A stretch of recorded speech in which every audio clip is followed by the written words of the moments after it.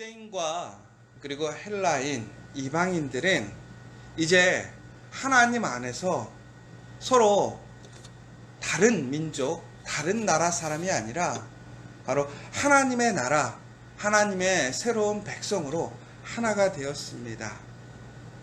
그런데 오늘 이들이 이처럼 하나님 나라의 새로운 백성, 한 백성이 될 수 있었던 것은 바로 하나님의 신실하신 사랑과 또한 하나님의 인자하심 때문이었습니다. 그런데도 불구하고 이렇게 하나님 안에서 하나님의 은혜를 입은 사람들이 한 곳에 모여서 하나님의 은혜를 누리고 또한 하나님이 주신 그 은혜를 통해서 온전한 한 몸으로 또 예수 그리스도 안에서 그 은혜를 풍성히 누림에도 불구하고 그 안에는 여러 가지 부딪힘과 갈등과 오해가 있는 것이 사실인 것 같습니다. 특별히 우리가 교회 안에서 보면 참 교회 안에 마음에 들고 멋진 사람만 있는 게 아니잖아요.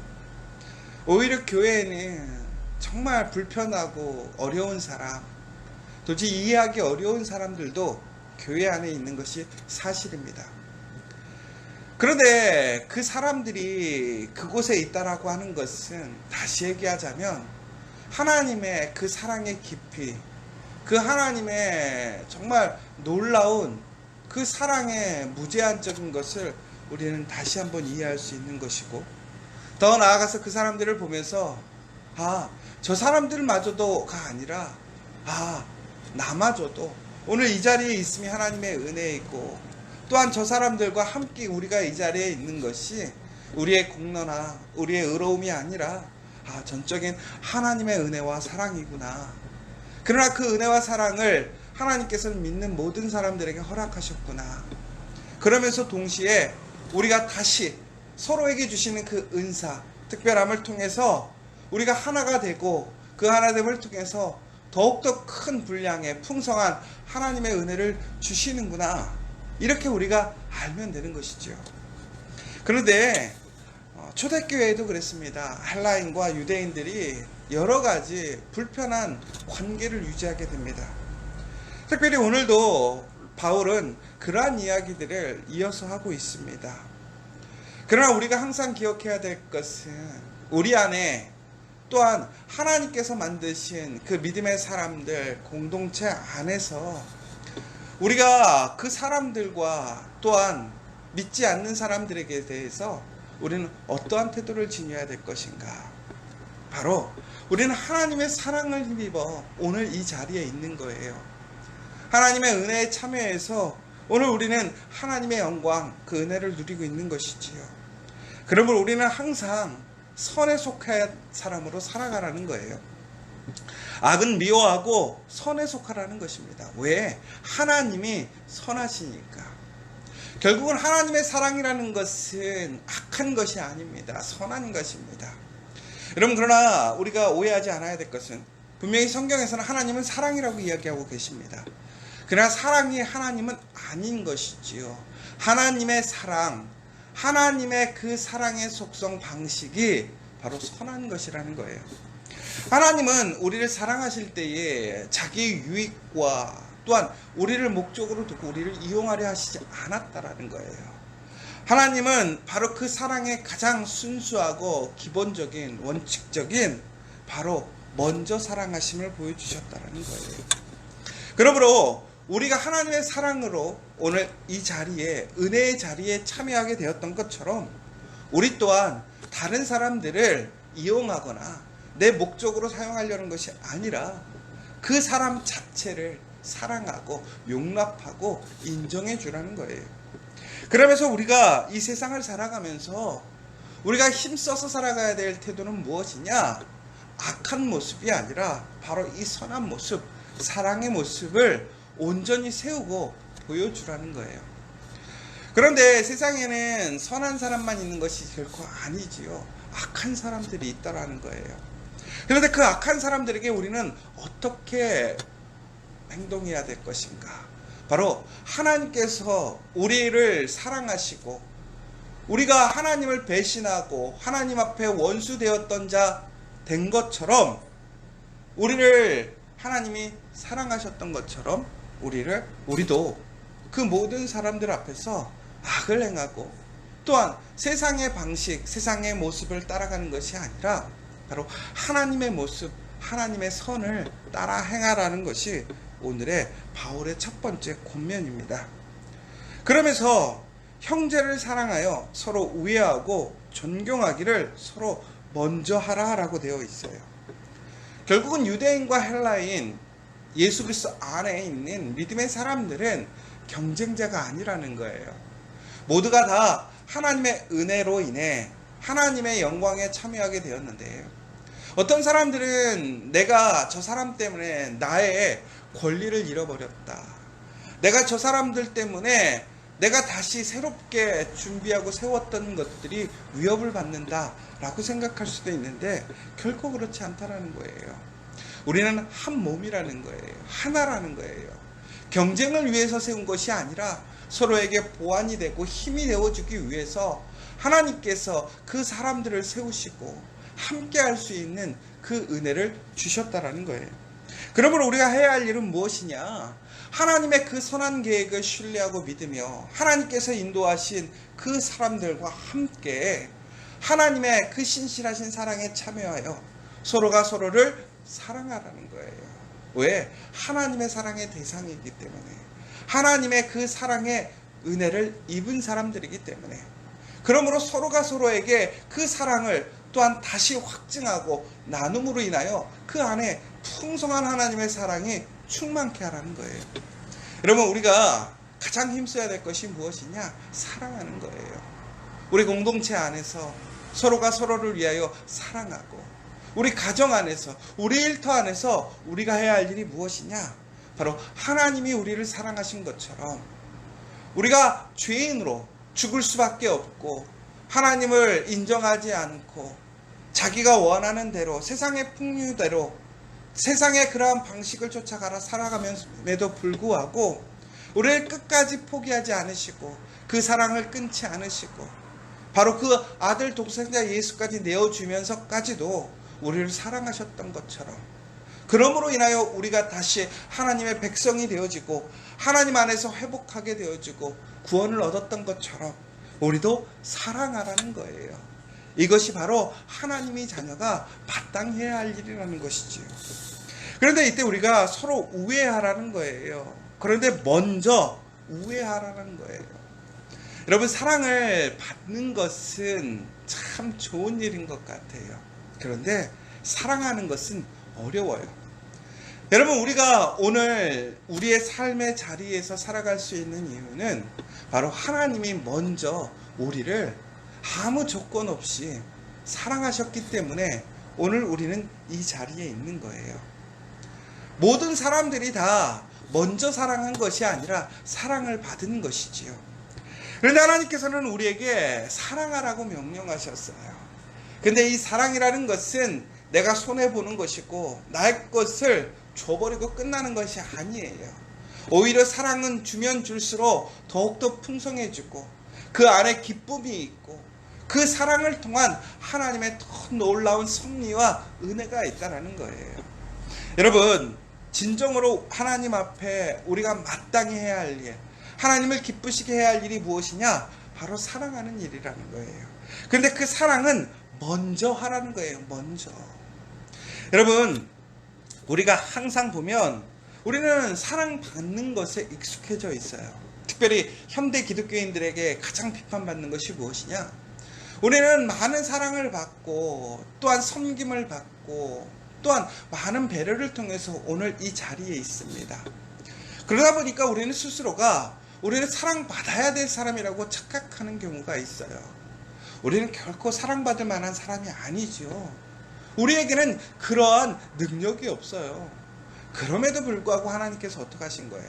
우리를 사랑하신 거예요. 왜? 우리를 사랑하시니까. 여러분, 그 사랑이 우리를 변화시킨 거예요. 우리에게 하나님의 그 은혜에 참여할 수 있는 그 기쁨을 주신 것이라는 것이지요.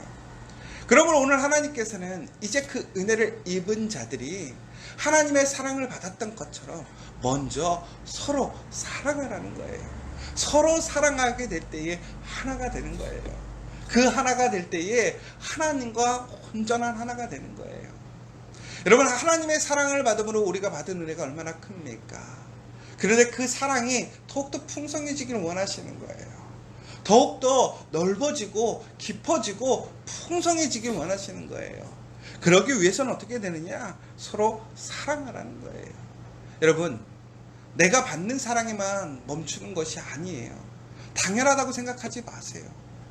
내가 정말 누군가에게 사랑을 받은, 하나님께 받은 그 사랑을 기억하고 있다면 우리가 해야 할 일은 바로 나의 삶의 자리에서, 우리의 가정에서, 우리의 일터에서, 특별히 우리 공동체 안에서 먼저 사랑하고 그 사랑을 이야기하고 사랑을 고백하고 증거할 수 있는 그 믿음의 사람들이 되시기를 간절히 소망합니다. 특별히 오늘 그러면서 그 사랑하면서 존경하기를 서로 먼저 하라라고 나와 있어요. 여러분, 존경한다라는 것은 결국은 무엇일까요? 어떻게 존경할 수 있을까? 영어 성경으로 보면 이게 언어예요. 언어. 그러면 이거는 존경이라는 것은 우리가 흔히 해서 정말로 존경받을 수, 인정받을 만한 사람들을 인정해줘라 라는 얘기가 아닙니다. 언어라는 얘기는 결국은 인정받을 수 있는지 없는지가 아니라, 그 조건을 보는 것이 아니라 우리가 그 사람을 인정받을 만한 사람으로서 대우해주고 인정해주고 선포하는 거예요. 그러니까 하나님께서는 우리의 능력과 조건에 따라서 대우하신 것이 아니에요. 그럼 우리 절대로 사랑받을 수 없는 사람인 거죠. 그럼에도 불구하고 하나님께서는 우리를 하나님의 자녀로 삼으시고 사랑받을 사람으로 인정하셨다라는 거예요. 그리고 그에 맞게 행동하시고 사랑으로 섬겨주신 거예요. 이것이 바로 존경이라는 거예요. 이것이 사랑이라는 거예요. 그러니까 여러분, 우리가 교회에서 보면, 우리의 공동체 안에서, 일터에서 보면 참 존경받지 못할 만한 사람이 있어요. 그런데 그 사람을 하나님은 뭐라고 하는 거예요? 사랑하고 존경하라는 거예요. 여러분, 그렇다면 그것은 무엇인 얘기냐? 그 사람이 존경받을 만한 사람으로 인정해 주라는 거예요. 예전에 아주 유명한 목사님이 부교육자들이 오면 정말 아낌없이 그 부교육자들을 섬겨주는 거예요. 근데 처음에는 그 부교육자들이 그 섬김을 받을 때 너무나 기쁘고 즐겁더래요. 아, 내가 이렇게 큰 교회 오니까 대우받는구나. 아, 내가 정말 능력이 있나 보다. 그래가지고 처음에는 정말 기쁨으로 즐거움으로 그렇게 공급되어지는 거 너무나 즐겁고 기뻤대요. 근데 시간이 갈수록 점점 부담이 되는 거예요. 왜 그러느냐? 목사님과 교회가 너무나 많이 그 사람을 서포트해주고 지지해주고 존경하는 거예요.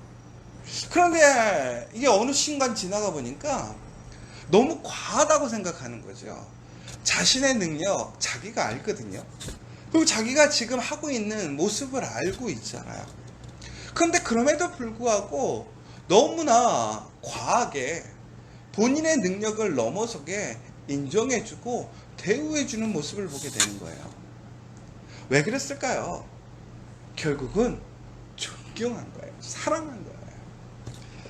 그러니까 나중에는 그 부교육자들 중에 두 부류로 나뉘게 되더라고요. 하나는 뭐냐?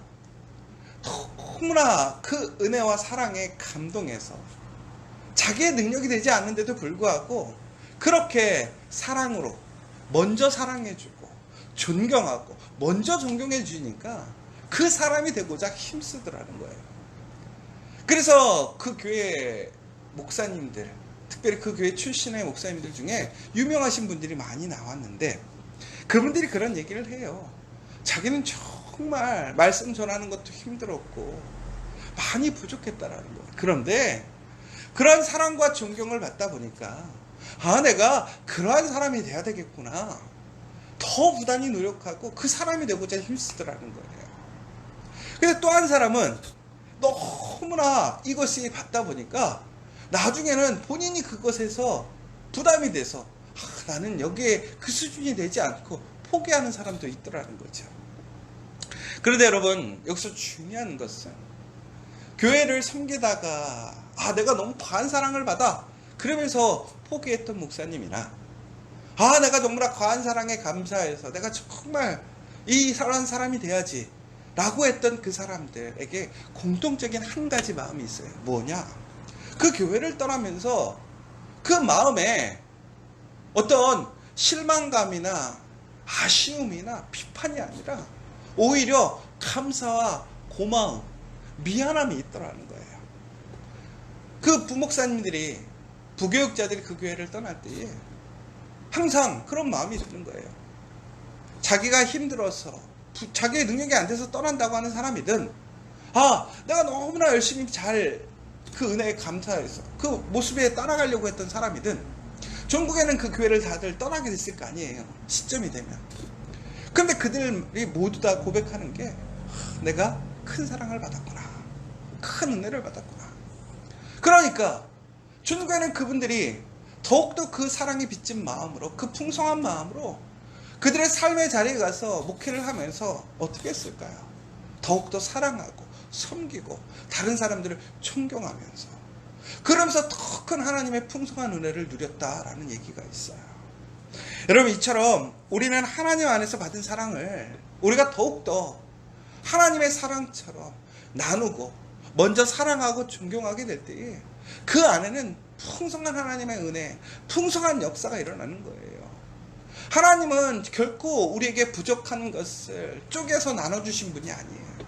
하나님은 그 풍성한 그 사랑을 부족함 없이 모든 사람들에게, 하나님을 믿는 하나님의 믿음의 자녀들에게, 하나님의 백성들에게 나누어 주시는 거예요. 그러면서 우리가 함께 그 사랑을 나눌 때마다 하나님은 그 사랑이 부족하지 않도록 함께 보태시고 힘 주셔서 결코 그 사랑이 흔들리지 않고 부족하지 않도록 하나님께서 하시겠다라는 것이죠. 그러므로 하나님의 그러한 사랑에 참여하게 될 때에 우리는 어떻게 해야 되느냐?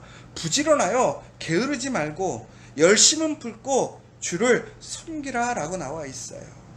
사랑하는 여러분, 우리가 부지런하려면 어떻게 해야 될까요?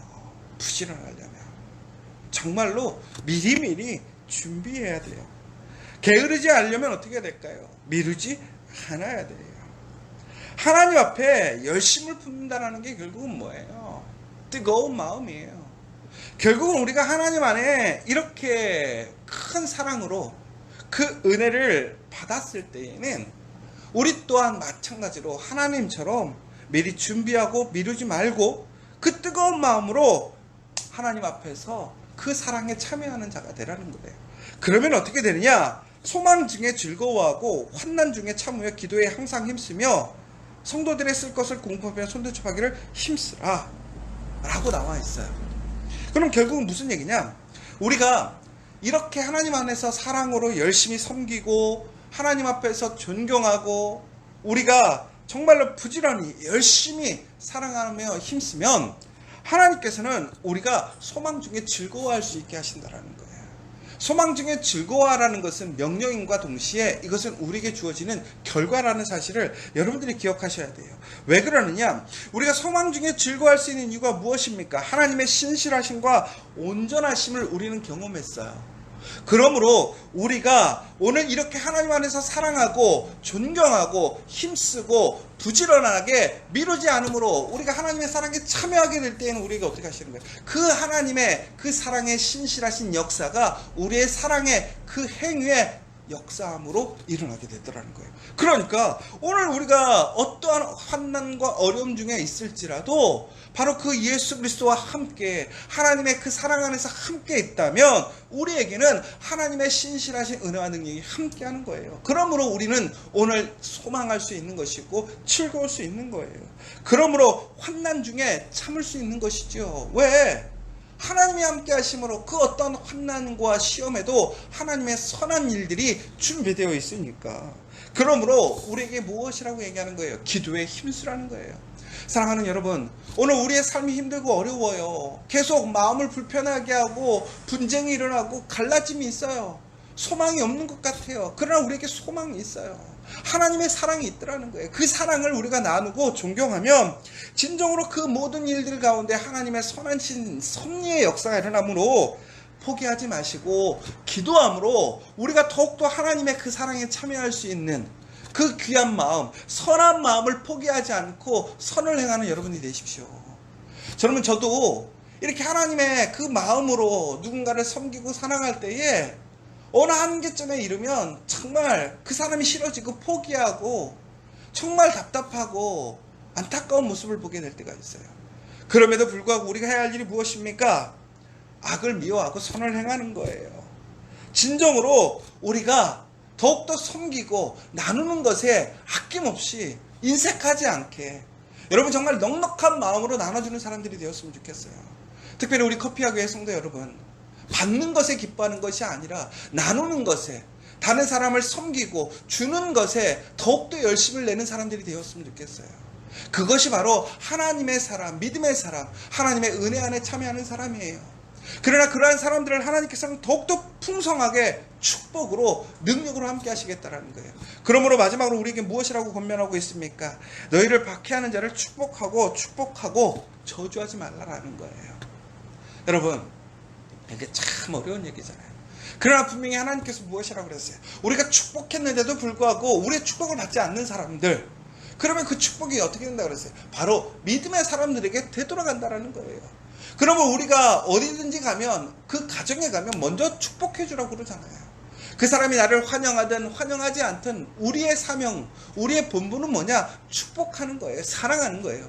그러나 우리가 사랑하고 섬길 때에 그 사람이 그것을 수용하지 않고 또한 하나님 안에서 온전히 그것을 기쁨으로 참여하지 않는다면 그 모든 사랑과 복이 누구에게 오는 거예요? 우리에게 오는 거예요. 여러분, 결코 우리가 사랑하는 것 손해가 아니에요. 더욱더 큰 하나님의 은혜와 복에 참여할 수 있는 거예요. 환난과 시험 중에 우리가 소망을 가질 수 있는 것은 더욱더 하나님의 그 사랑 안에 우리가 있기 때문에 그렇지 않습니까?